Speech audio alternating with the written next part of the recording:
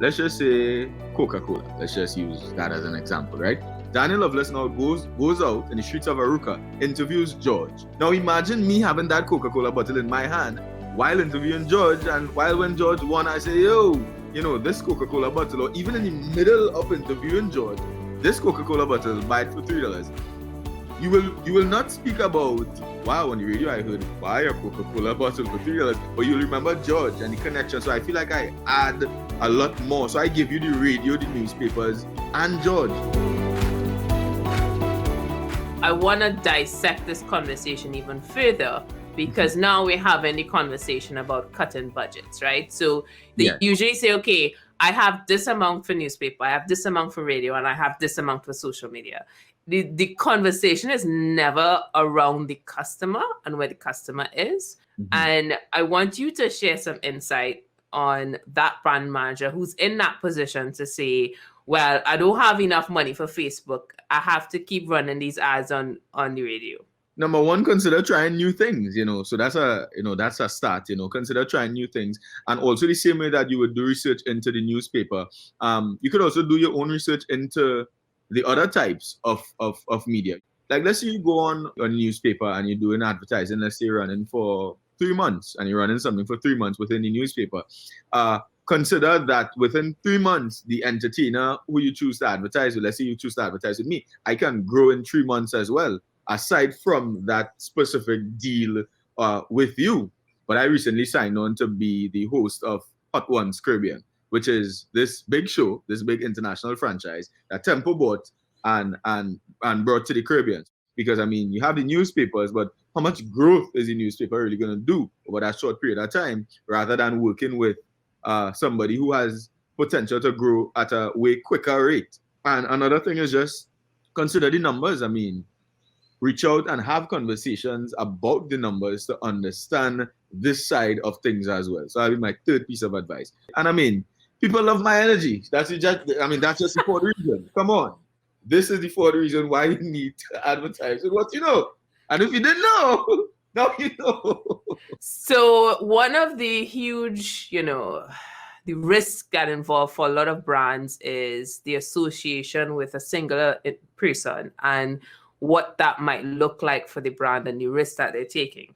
And if you're going to go back on your history, there was a little bit of a risk when it comes to you and ALTA, right? Yeah, indeed. Yeah. Yes. For those who don't know what that is, it was basically a literacy conversation that the organization felt that, Daniel was taking advantage of somebody, and it became a war of words, a war of words, which is quite ironic. So in terms of risk analysis from how people are spending their money, you could see why that conversation would come up. So what would be your response to that? My response to that would be, look at the track record. So in that case now, I would use the other brands that are backing me now to support me. Because if KitKat could entrust me to do a 1 hour special, that's just one of the many partners that I could call that entrusted me with their brands. And then I would also say that happened at the beginning was it was a stepping stone. It happened, and maybe at that point in time we didn't see ALTA's point of view, but looking back, we did see the point of view, and we have done so much improvements from since then. So that guy would have been just a guy running out there doing a social experiment. This is a guy who is on his way to building an empire now. Like, there are people hired to manage social media. There's a publicist to ensure what we put out. There's somebody to read over everything. There's somebody who's looking at my every single action. So back then, it wasn't even a registered company back then. What was just me just wilding out. This is What You Know Limited and the entire empire now. So those are the two things that I would say. I would show the growth. So I'd show the company, this is where we were, but this is where we are now. It's an actual game show now where you look to the end, somebody's actually winning, a prize. Somebody's actually winning money. I'll also tell the client that you also have the opportunity when you advertise with us to see the content before. If you're not comfortable with a piece of the content, we could remove it. So we take time to figure out what we should put out, what we shouldn't put out. So that's a few things to mention. Yeah. So what does it mean value-wise for you when you partner with somebody? What is the cost factor for that? So firstly, I advertise and partner with people in three different ways. So one of the ways is advertising through What You Know, right? Through the show, through an actual episode. So we'll bring on people and they'll have a title sponsor episode that is, reserved for them. So you'll have this episode brought to you by KitKat. This is your episode. You have, some sort of creative control in there to, throw in a few questions or guide us on where you want the tone of the episode to go, and we do the rest and deliver the message. So we have the influencer marketing side of things where, that's with my personal brand. If you want me to endorse your brand or wear a brand or drink something or eat something, that's the influencer marketing side of things. We also do Facebook live videos, which we have an amazing reach there as well. So I'd go on Facebook and go live and 500 people will just tune in. That video remains there in perpetuity. And that's that. So that's the three ways that we advertise. In terms of costing, an episode a campaign can run you anywhere from $1,500 USD going straight up to $5,000 USD. So it's based on the needs of the client. So before we would have done it per episode, but now we try to meet the needs of the client. So if you're looking at maybe a short 3 to 5 minute episode, it could possibly run you $1,500 USD. If you're looking at a bigger campaign, let's say you want 2 to 3 episodes, dependent on how we want to distribute it, the length of it could run you anywhere from 3,000 to 5,000 USD. It's all based on the needs of the clients. Every client is different. The other options are provided for companies who may not have that type of budget, but the advertising method is still effective, but not as effective as an episode. An episode can easily run you 1 million views. A live video could go up to maybe like 50,000 to 100,000, depending on the content, right? That will run you anywhere from 500 USD to 1,500 USD. And we do deals. So the more live videos you take, you have the option to have a reduced cost the more live videos you take. Let's say you're doing 5 live videos, we reduce the cost with the more live videos that you do. The influencer marketing side of things, we do have a set cost for that. That will be based on the client budget. The client could suggest a budget, and based on the budget, if we could work with it, we'll create a package for the client.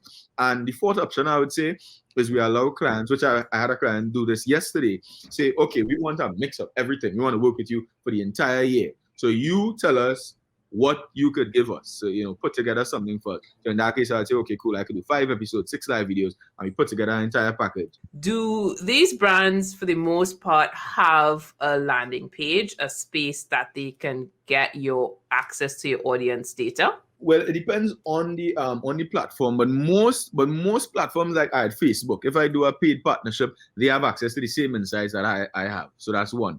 Instagram paid partnership, the same thing. So it depends on the access that I give them, which all clients will get that whole paid partnership feature. So when they are tagged as a paid partner, they could see the insights and they could also boost that post from their end as well. And we do still provide a report like a month after the campaign has gone out, so the client could understand how it has done. You've started this 5 years ago with that one post on your Facebook page, but now we have a team. So is this your sole income? You could consider Daniel Loveless an entire media house. So What You Know is just one of the many facets that, things that I do, right? So What You Know generates income through the means that I told you: advertising, endorsements. But then the endorsements may be on the Daniel Loveless side of things. We also generate an income from YouTube, from the Google AdSense through YouTube. Recently, we were approved for monetization on Facebook as well. What? Yeah, that's a big deal. Check you out. I know. Get them us dollars. Yeah, so we got the Facebook side of things. So yes, it's my sole source of income, but I always aspire to build different things under it.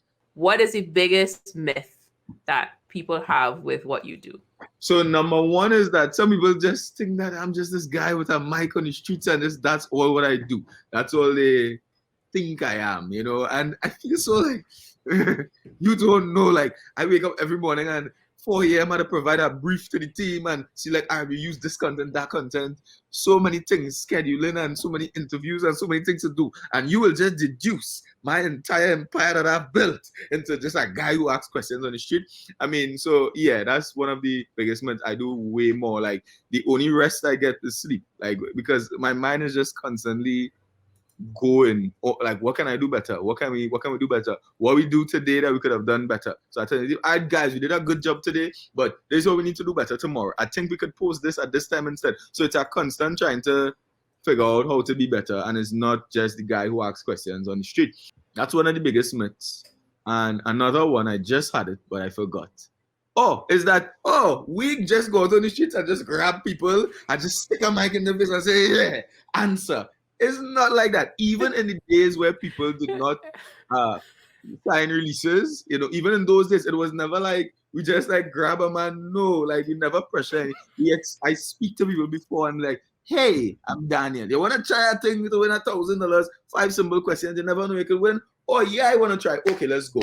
Trinidad and Tobago, we out here with it. So it's like, it's not just, so even when I see people, sometimes when I go on the streets and I see people crossing the road and things, sometimes when they see me like, bro, I am not going to hold you down and force you to answer a question. If you would like to try, no problem. What drives the outfits? What's the inspiration for your outfits? I love that question because my whole career is based on spontaneity. It's funny how we started just like going out on the streets and just put a mic in a man's face and started. The outfit started because I had an endorsement with a clothing company in Trinidad and Tobago, and they just wanted to give me a jersey to wear in every single episode. And the episodes were going viral, but what they wanted to provide wasn't they just wanted to provide the jersey, and that was of no value to me. Like, I still had to buy clothes. So I was like, you know what?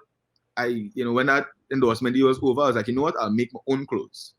So I went to cloth stores and I started to buy clothes. And I was like, you know what?